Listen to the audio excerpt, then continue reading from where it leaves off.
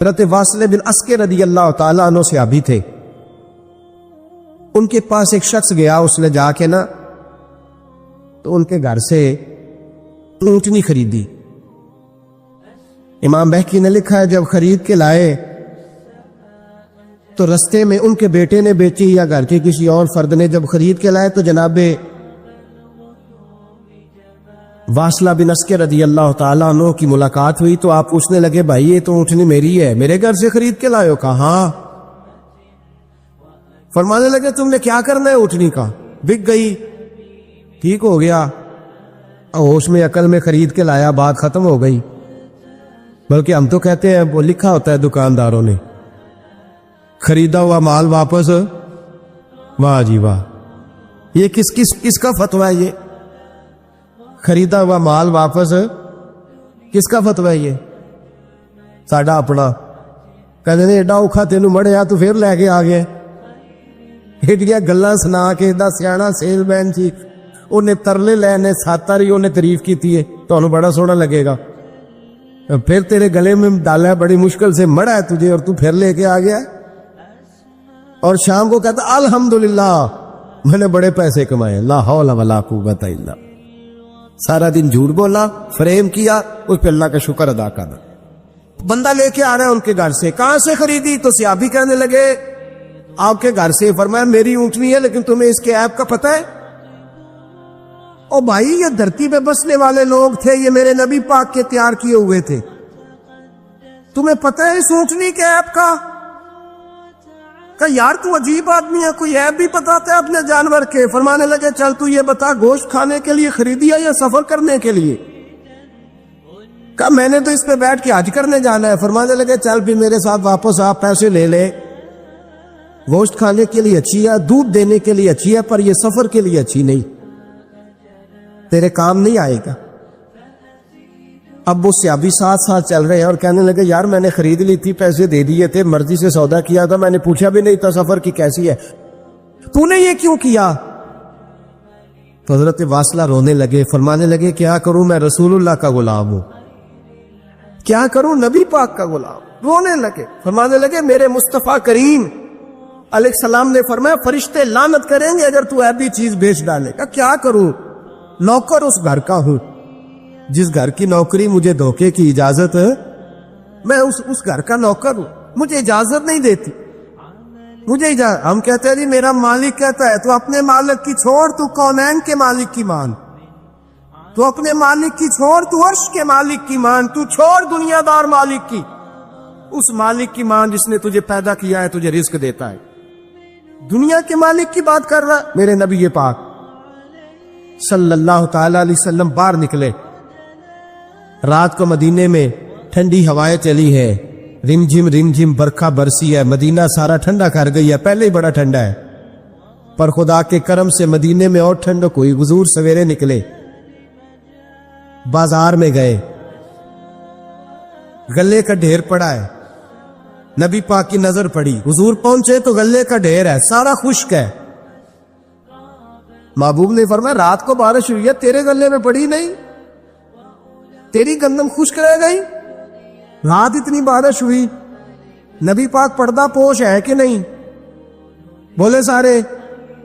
میرے اعلیٰ حضرت فرماتے ہیں قیامت میں ہمارے عیب چھپیں گے تب جب مصطفیٰ اپنی چادر میں چھپائیں گے۔ وسعتیں دی ہے خدا نے دامن محبوب کو، عیب کھلتے جائیں گے اور وہ چھپاتے جائیں گے۔ حضور پردہ پوش ہے نا، لیکن دھوکے باز کی نبی پاک پردہ پوشی نہیں کرتے، جو دھوکہ دے۔ اگرچہ اس صحابی کے بارے میں محدثین نے یہ لکھا ہے کہ وہ دھوکہ نہیں دینا چاہ رہے تھے، ان کو بھی اس مسئلے کا پتہ ہی نہیں تھا، جب پتہ چلا تو پھر دوبارہ انہوں نے یہ کام نہ کیا۔ اللہ کے حبیب صلی اللہ علیہ وسلم پہنچے، فرمایا تیرے گلے پہ تیری گندم پہ بارش ہی نہیں ہوئی۔ حضور نے اپنی آستین کو چڑھایا، بازو اوپر کیا، اور حضور نے گلے کے اندر ہاتھ ڈالا، اندر سے جا کے حضور گیلی گندم اٹھا کے باہر لائے، اور نبی پاک صلی اللہ علیہ وسلم نے فرمایا یہ کیا ہے؟ جب ان کی گردن جھکی تو میرے مصطفیٰ نے فرمایا سنو، من غشا فلیس منا، جو دھوکہ دے میں اسے اپنی امت میں شامل نہیں کرتا، ہم نے سے نہیں ہے جو دھوکے دے، فریب کرے، مکر کرے، दजल करे, फ्रॉड करे, बेईमानी करे, थोड़े से नफे के लिए, थोड़े से। अब तो लोग हंसते हैं, धोखे पे मुस्कुराया जाता है। ग्वाले से पूछा दूध बेचने वाले से, और ये सिर्फ दूध बेचने वाले की बात नहीं, सबका ही रंग निराला है, सबका ही अंदाज निराला, सभी तारीफें कर रहे हैं अपने माल की, सारे दो। वो गुजर गए लोग, इमाम आजम अबू हनीफा रहमतुल्लाह अलैह, जरा बादल होते थे तो कपड़े की दुकान थी, बंद कर देते थे दुकान, फरमाते थे गाहक को सही नजर नहीं आएगा तो कोई ऐसी चीज ना खरीद के ले जाए जिसकी उसे पूरी खबर ना हो। वो गुजर गया जमाना। अब तो अल्लाह माफ करे, हालात इस कदर बिगड़ गए। दूध बेचने वाले से कहा जाता है साहब पानी बड़ा है दूध में, कहता है आजकल भैंसे पानी ज्यादा पीती हैं, गर्मी बड़ी सख्त है, मजाक उड़ाता है।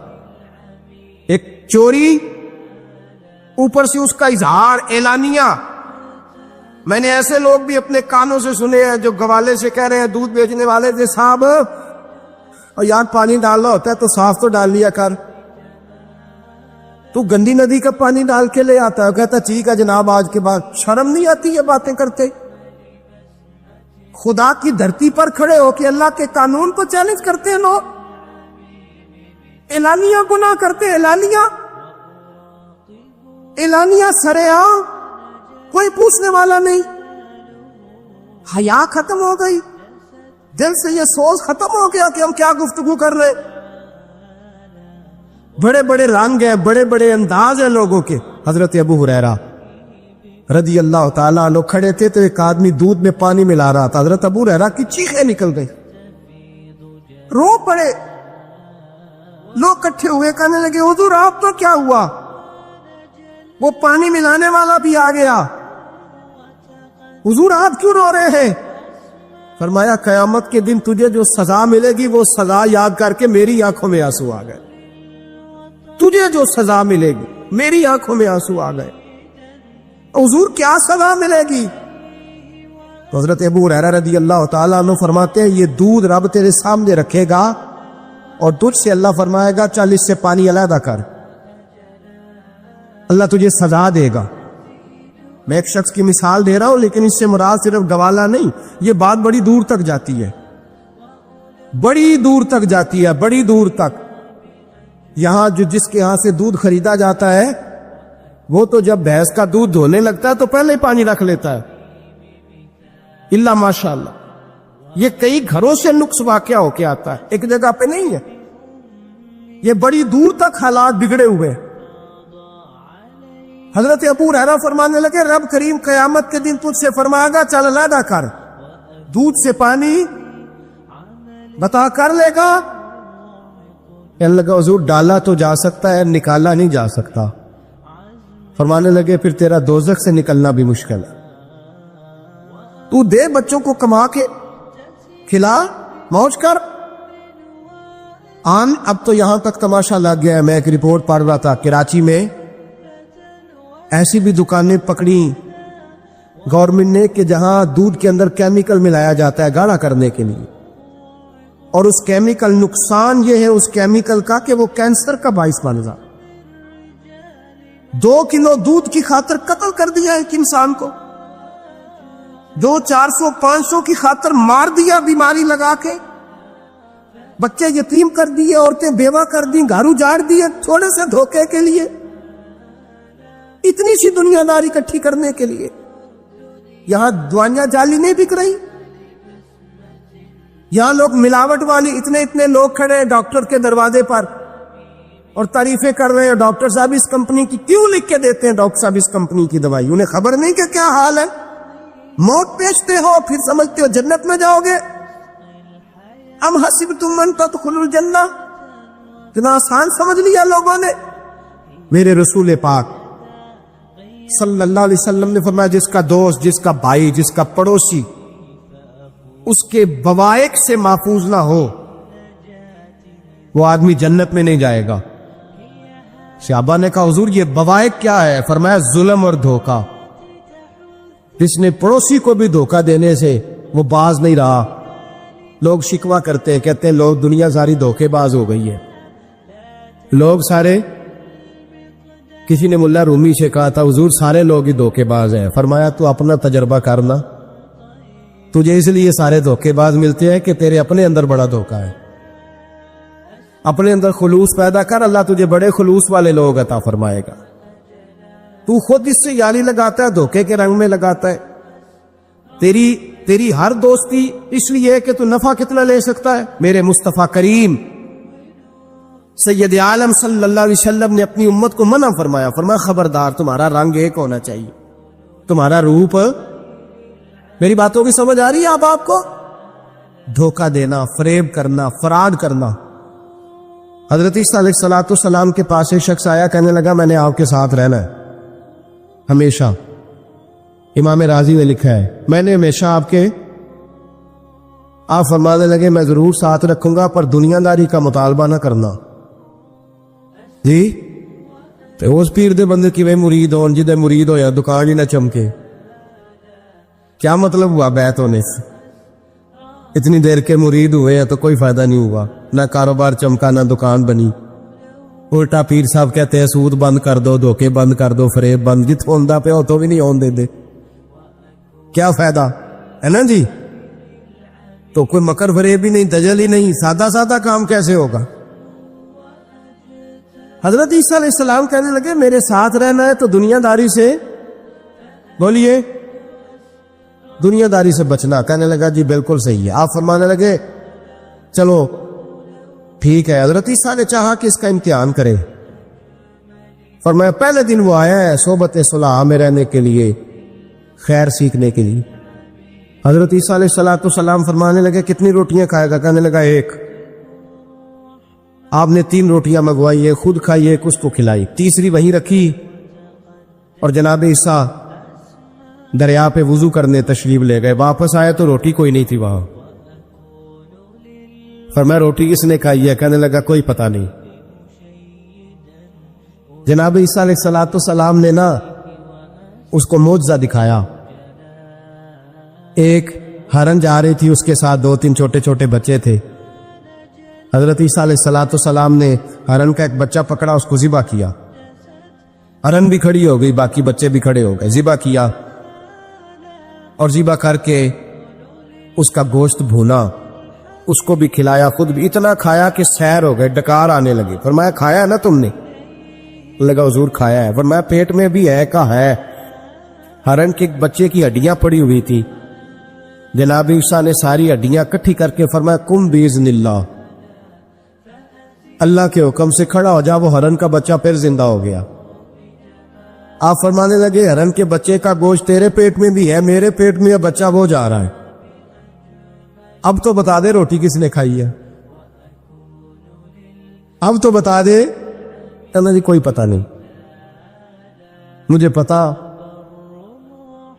حضرت عیسیٰ علیہ السلام اس کو ساتھ لے گئے, دریا کے اس پار جانا تھا. فرمایا ہاتھ پکڑا, چلو گزرو. دریا میں پیر رکھا, اس کا بھی اپنا بھی. کہنے لگا جی ڈوب جاؤں گا. فرمایا تو میرے ساتھ ہے, تجھے معجزہ دکھانا ہے, اللہ کی قدرت دکھانی ہے. پیر رکھا دریا میں, پیدل چلتے ہوئے دوسرے کنارے چلے گئے. کوئی ڈوبا نہیں, پیر بھیگا نہیں. فرمایا اتنی بڑی تو نے معجزہ دیکھا, اب تو بتا دے روٹی کس نے کھائی ہے. کہنے لگا جی پتا, مجھے خبر. حالانکہ سارا ہی پتا ہوتا ہے, پتا نہیں مجھے. بولے بن جاتے ہیں نا منٹ میں. حضرت عیسیٰ کہنے لگے میں اللہ کا پیغمبر ہوں, مجھے منوانا آتا ہے. دریا کے اس پار گئے تو ریت تھی, صحرا کا علاقہ تھا. جناب عیسیٰ نے ریت کٹھی کی, چھوٹی چھوٹی ڈھیریاں لگائیں. 3 ڈھیر ریت کے لگ گئے. 3 ڈھیر. جب 3 ڈھیر لگ گئے تو جناب عیسیٰ علیہ السلام نے پھونک ماری, وہ ساری کی ساری ریت سونا بن گئی. حضرت عیسیٰ علیہ السلام کہنے لگے یہ 3 حصے ہیں سونے کے, ایک حصہ میرا ہے, ایک تیرا ہے, اور تیسرا اس کا جس نے تیسری روٹی کھائی ہے. کہنے لگا جی میں نے ہی کھائی ہے. تیسرا حصہ اس کا جس نے تیسری روٹی کھائی. کہنے لگا جی روٹی. فوراً مان گیا, بے قدرہ کچھ قدر نہ جاتی, کیتی خوب تسلی ہو. اے دنیا دار پجاری زردے کتیاں دے گل ٹلی ہو. میں نہیں کھائی ہے. وہ میاں صاحب کمال کر گئے. وہ ایک شخص لے گیا میاں محمد بخش علیہ رحمہ کو تانگے پہ بٹھا کے کہنے لگا یہ پہلی بھی میری، وہ بھی میری، وہ باغ بھی میرا، یہ میرے چاچے کی، وہ میرے تائے کی، یہ میرے دادے کی، بڑے مالدار ہیں. آپ فرمانے لگے چل چھوڑ کوئی اور بات بھی کر. نہیں جی نہیں، وہ فلانی شے بھی میری. آپ فرمانے لگے یہ بتا تجھ سے پہلے کس کی تھی؟ کہنے لگا فلانے سے خریدی ہے. فرمایا اس سے پہلے کس کی تھی؟ چپ کر گیا. آپ فرمانے لگے دانش مندہ نہ کم نہ ہی دل دنیا نہ لانا، اس ووٹی کئی خامن کیتے، جو کیتا سو کھانا. چھوڑ اس کی بات نہ سنا، اس کا تو کبھی کوئی مالک ہوتا ہے کبھی کوئی ہوتا ہے. کہنے لگا جی میں نے ہی کھائی ہے روٹی. تو حضرت عیسیٰ کہنے لگے تو نے ظلم کیا، نبی کی صحبت پر تو نے ایک روٹی کو فوقیت دی، ایک روٹی، اور مجھے دھوکہ دیا اللہ کے پیغمبر کو. فرمایا جا میں نے مال کا کیا کرنا ہے، سارا ہی سونا تیرا ہے، 3 ڈھیریاں تو ہی رکھ لے. حضرت عیسیٰ کہہ کے گزرے تو پیچھے سے ڈاکو آ گئے، تلواریں ہاتھ میں، 2 ڈاکو، سونا پڑا ہوا دیکھا. کہنے لگے تیرا ہے؟ کہا میرا ہے. کہا اٹھ دوڑ جا تجھے قتل کر دیں گے. منت کرنے لگا. کہنے لگا یار اس طرح کرو نا، بانٹ کے کھاتے، بانٹ کے کھا لیتے. بات طے ہو گئی، ایک ایک ڈھیری کے مالک ہو گئے. اب وہ بات چیت ہونے لگی، نام پتہ واقفیت ہو گئی، تعارف ہو گیا. اب وہ جو 2 ڈاکو تھے ان کو وہ شخص کہنے لگا بھوک لگی ہے یار کو روٹی کھاؤ، کچھ پیسے دے کے ایک کو بھیجا. وہ جو 2 ڈاکو تھے ان میں سے جو کمزور تھا اس کو بھیجا کہ جاؤ کھانا لے کے آؤ. وہ کھانا لینے گیا تو پیچھے سے کہنے لگا تیرا رشتہ دار ہے؟ کہا نہیں. کو تعلق؟ کہنے لگا کوئی نہیں. آدھا حصہ کیوں دیتے ہو؟ کہنے لگے کمزور سا بندہ ہے، روٹی شوٹی لا دیتا ہے، میرے کام شام کرتا ہے، تو میں اس کو آدھا. اس نے کہا دفع کرو، چھوٹے چھوٹے کام کرتا ہے تم آدھا حصہ دیتے ہو، آتا تو پکڑ کے قتل کر دیتے ہیں، سونا آدھا آدھا بانٹیں گے. ٹھیک ہو گیا جی. وہ جو روٹی لینے گیا تھا وہ بھی کہنے لگا مجھے تو نوکر سمجھا ہوا ہے نا، کھانے میں لاؤں، پانی میں لاؤں، بستر میں بچھاؤں. آج اتنا سونا ہاتھ آیا، بڑا ڈاکہ لگا، ان کو قتل کرتا ہوں نا دونوں کو تو سونا میں قبضے میں کرتا ہوں. اس نے بھی دھوکہ دینے کا ارادہ کیا، کھانے میں زہر ملایا. امام راضی فرماتے ہیں وہ زہر ملا کھانا لے کے پہنچا، روٹی رکھی تھی. ان دونوں نے یک بارگی حملہ کیا، اسے قتل کر دیا. قتل کر کے لاش دریا میں پھینکی.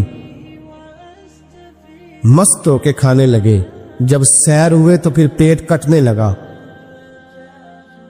انتڑیاں ٹوٹنے لگے، ناک منہ کان ہر چیز سے خون نکلنے لگا. چیخے مارتے کچھ سارا سونا لے لے ہمیں بچا لے، سارا کچھ لے لے جان بخش دے.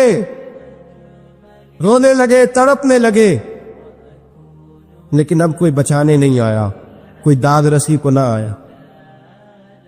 3 لاشیں، ایک دریا میں، دوسری وہاں، مر گئے، مردہ ہو گئے. حضرت عیسیٰ علیہ السلام چند گھنٹوں کے بعد گزرے تو لوگوں نے کہا حضور یہ کیا ہے؟ فرمایا دنیا داری کا انجام، لالچ کا انجام، دھوکے کا انجام، فریب کا انجام. او بھائی بیماری لگ گئی سیٹھ صاحب کو، مالدار صاحب کو، چودھری صاحب بیمار ہو گئے، کروڑوں روپیہ پڑا تجوری میں، لیکن شفا کبھی خریدی نہیں جا سکتی.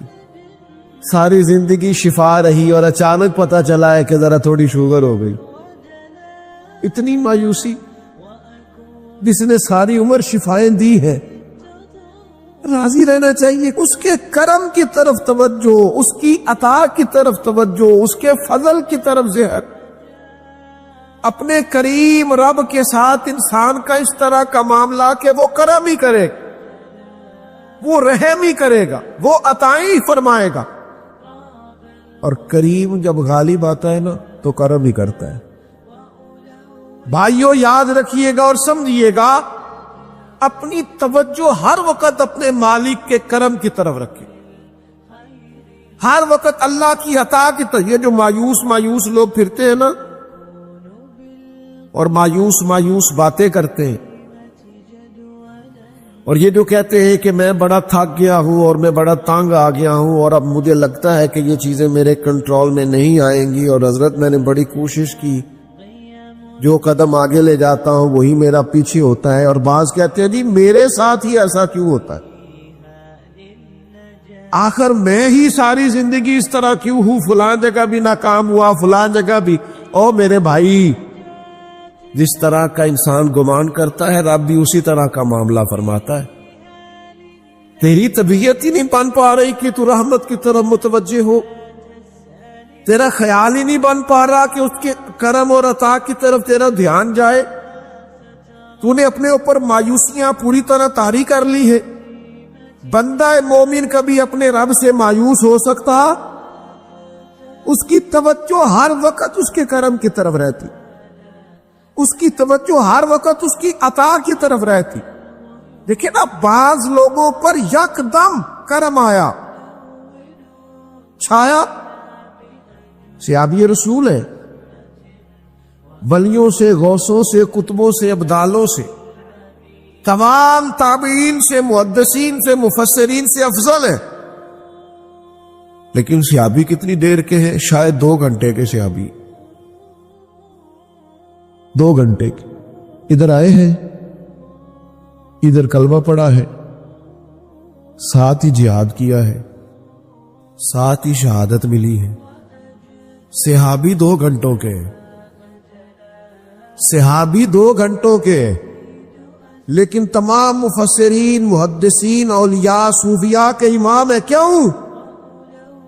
اس لیے کہ کرم کرنے والا کرم کرتا ہے. اس نے جاتے جاتے ایسا کرم کیا ہے کہ 2 گھنٹے کے اندر اٹھا کے امت کا امام بنا دیا ہے. یہ تو رحمت کی برکھا ہے، یہ کسی وقت بھی برس جائے گی. یہ تو کرم ہے. دیکھیں نا، ان لفظوں کا ذرا حسن دیکھیں. نبی کریم علیہ السلام فرماتے ہیں بندہ ساری زندگی جہنمیوں والے کام کرتا ہے، دوزخیوں والے کام کرتا ہے، سزا والے کام کرتا ہے، لیکن جاتے جاتے نا کوئی ایسا جملہ بول دیتا ہے آخر میں کہ اس کی ایک بات کی وجہ سے نا اللہ اس کے لیے جنت کا فیصلہ فرما دیتا ہے. ایک بہت بڑا ظالم گزرا ہے تاریخ اسلام میں، بڑا ظالم تھا، اس کا ظلم بہت زیادہ تھا.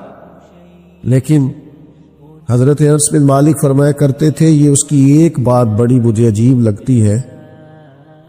اس نے آخر میں ایک جملہ کہا تھا، ظالم بڑا تھا، اس نے آخر میں ایک جملہ کہا تھا. اس نے کہا تھا مالک میں نے ظلم کیے پر میں شرمندہ بڑا ہوں، اور یہ لوگ مجھ سے کہتے ہیں کہ میرے گناہ تیری رحمت سے زیادہ ہیں. مجھے بتا میرے گناہ تیرے کرم سے زیادہ تو نہیں؟ حضرت انس بن مالک فرماتے اس کی بات سن کر میرے دل کو چوٹ لگی. مجھے یوں لگا اس نے منا لینا ہے رب کے کرم کو. او میرے بھائی، اللہ کی عطا سے زیادہ تو نہیں، اس کے فضل سے زیادہ تو نہیں. رسول اللہ صلی اللہ تعالی علیہ وسلم فرماتے ہیں کہ رب فرماتے اگر میرے بندہ اتنے گناہ کرے کہ اس کے گناہ آسمان تک پہنچ جائیں، یا اتنے گناہ کرے کہ زمین کی تہ تک پہنچ جائے، اور پھر وہ آ کے اپنے کریم رب کے حضور معافی مانگے سچے دل سے، تو اللہ پھر بھی اسے معاف فرما دے گا. شرط اتنی ہے کہ تو آتا ہی نہیں، تو معافی مانگتا ہی نہیں، تو پھر بھی لوگوں کو مناتا ہے، اسے مناتا ہی نہیں جسے منانا چاہیے. مصیبت میں بھی اب یاد خدا ہم کو نہیں آتی، دعا منہ سے نہ نکلی، جیبوں سے عرضیاں ہی نکلی. مختلف محکموں میں درخواستیں دیتے ہو، مالک کے حضور دعا ہی نہیں کرتے. جس کریم کی بارگاہ میں جانا چاہیے، جہاں سے کرم ہونا ہے، جہاں سے عطائیں ہونی ہے، اس طرح متوجہ نہیں ہوتے. اپنے قریب کو منانے کی صحیح نہیں کرتے؟ میرے بھائیوں، اللہ کی رحمت پر ہر وقت کامل توجہ، اللہ کے کرم پر ہر وقت توجہ۔ وہ بخش دے گا، وہ مہربانی کرے گا، وہ عطائیں کرے گا، وہ اپنے بندوں سے درگزر فرمائے گا۔ یہ شوق ہر وقت طبیعت میں قائم رہنا چاہیے، کبھی بھی اس کی رحمت سے نا امید۔ نوجوانوں سے بالخصوص کہوں گا،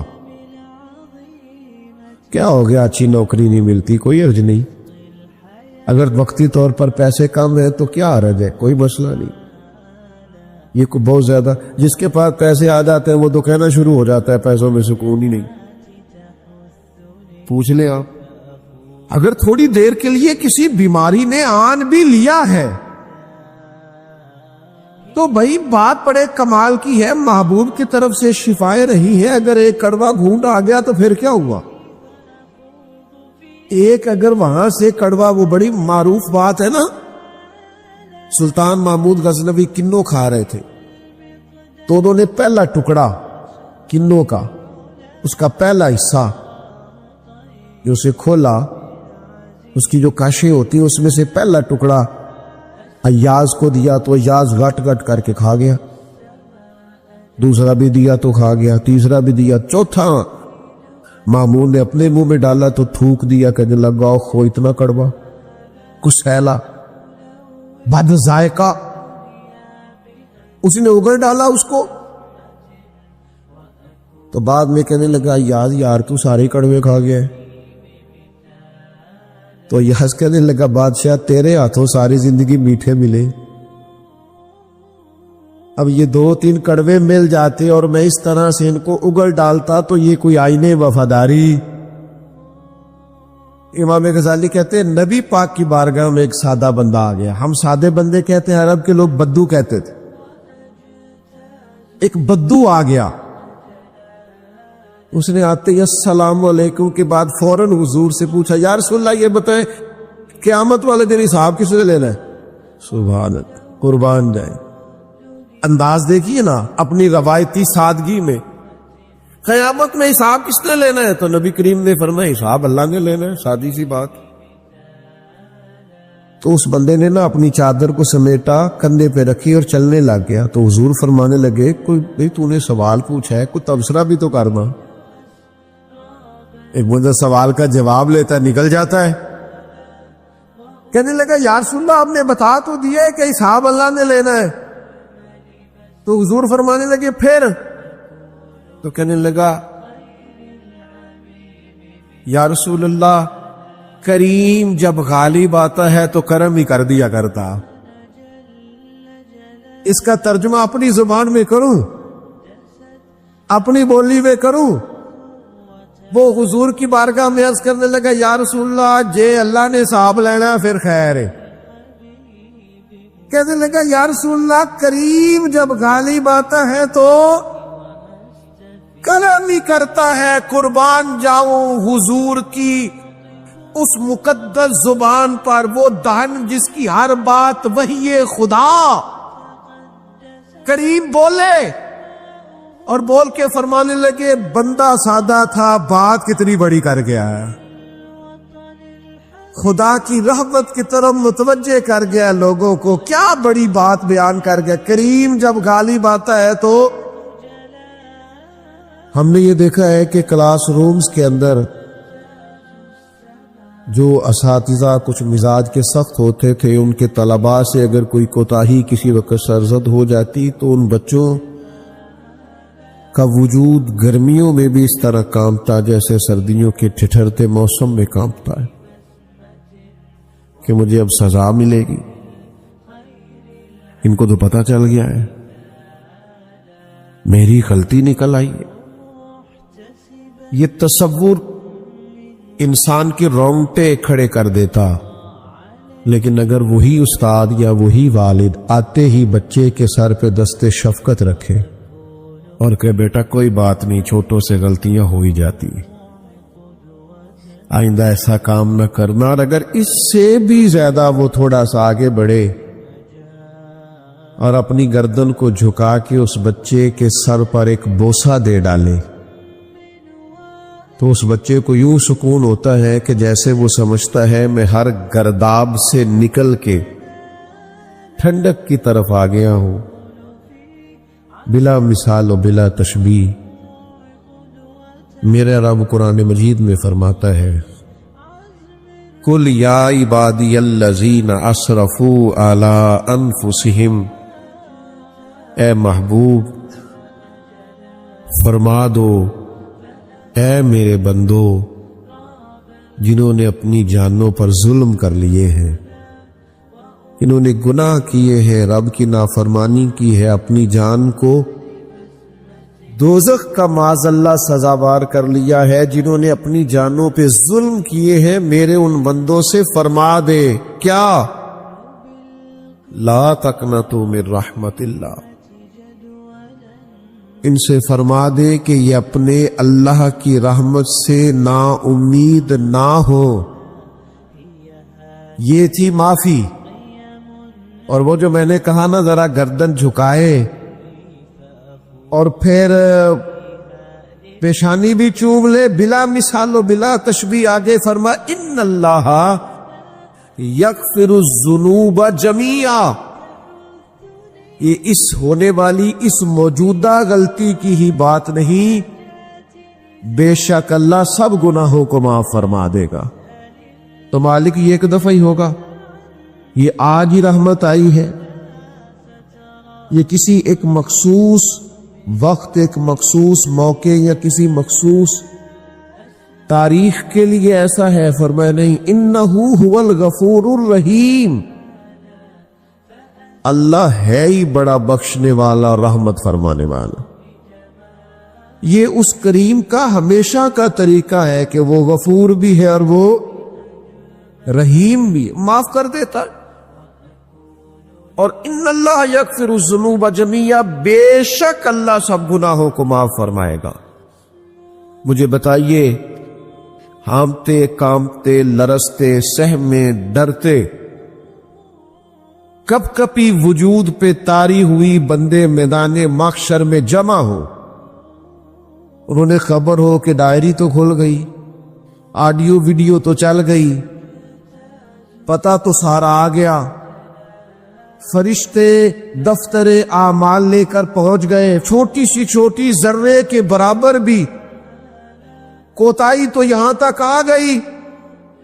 بندہ ڈرے کانپے اور اچانک آواز کرم آئے، ان اللہ یغفر الذنوب جمیعا، بے شک اللہ سارے گناہوں کو معاف فرمانے والا ہے. تو کیفیت کیا ہے، انداز کیا ہے؟ اس وقت انسان کے دل کو جو تسلی ہوتی ہے وہ تسلی کیا؟ ان اللہ یغفر الذنوب جمیعا، بے شک اللہ سب گناہوں کو بخش دیتا ہے. دوستو، شدید بے سکون، بے چین، مضطرب، الجھے خیالات، سخت بیمار، سخت کمزور، مالی مشکلات کا شکار لوگ، جسمانی بیماریوں سے لڑنے والے لوگ، اور رشتہ داروں اور احباب اور ان کی بے وفائیوں کا شکوہ کرنے والے لوگ، اگر ان ساری تکلیفوں سے نکلنا چاہیں تو حل ایک ہی ہے، ادھر ادھر نہ دیکھیں، اپنے رب کی رحمت کی طرف دیکھیں. اس لیے اللہ تعالیٰ سمجھ عطا کرے اور اللہ تعالیٰ اس حاضری کو قبول فرمائے. ایک صحابی تھے، حضرت فرقد ان کا نام تھا رضی اللہ تعالی. اور یہ وہ صحابی ہیں جنہوں نے حضرت عمر کے زمانے میں موصل کا علاقہ فتح کیا تھا. بڑے دلیر تھے، ان کی 4 بیویاں تھیں.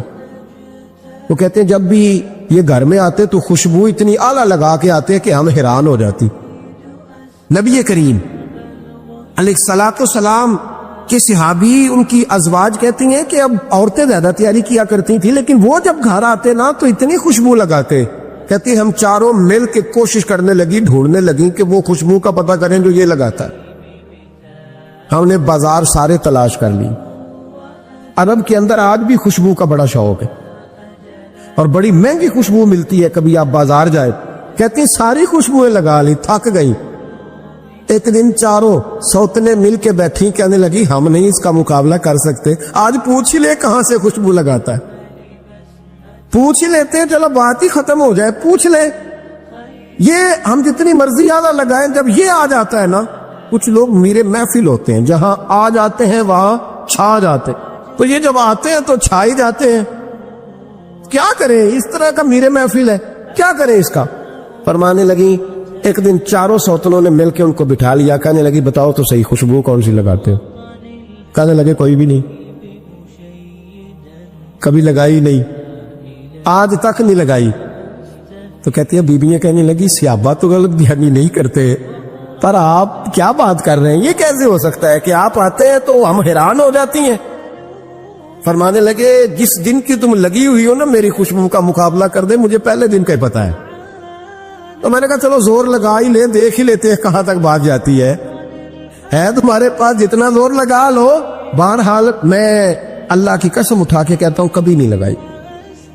تو بیویاں کہنے لگی پھر بتا تو صحیح، تو ایک دلیر آدمی ہے، اور جو دلیر لوگ ہوتے ہیں وہ خوشبوؤں کے اور کپڑوں کے اور ان چیزوں میں زیادہ وقت نہیں لگاتے، ان کے تو مشن اور طرح کے ہوتے۔ آپ تو مجاہد قسم کے آدمی ہیں، پر ہر وقت خوشبو آتی ہے۔ تو حضرت فرقد رو پڑے، کہنے لگے بیمار ہو گیا تھا، لاچار ہو گیا تھا، حکیموں طبیبوں نے انکار کر دیا، وجود پر میرے آبلے نکل آئے، پھنسیاں بن گئی، ان میں پیپ بھر گئی، بیٹھ نہیں سکتا تھا، اٹھ نہیں سکتا۔ جب تھک گیا نا تو دروازہ رسول پہ چلا گیا، جب تھک گیا طبیبوں کا تھکایا ستایا حضور کی بارگاہ میں، کہا محبوبہ دیکھے تو صحیح میرا کیا حال ہے۔ حضور ذرا دیکھ کے، چل نہیں سکتا، سو نہیں سکتا، بیٹھ نہیں سکتا، تیرے علاوہ غم کسے بتاؤ؟ کہتے ہیں حضور نے فرمایا ستر ڈھانپ لے، باقی سارے کپڑے اتار دے۔ ستر ڈھانپ لے، کہتے ہیں ٹخنوں سے لے کر ناف تک میں نے ستر ڈھانپ لی، باقی سارے کپڑے اتارے۔ حضور کیا کریں گے؟ فرماتے ہیں نبی پاک نے دست مبارک اٹھا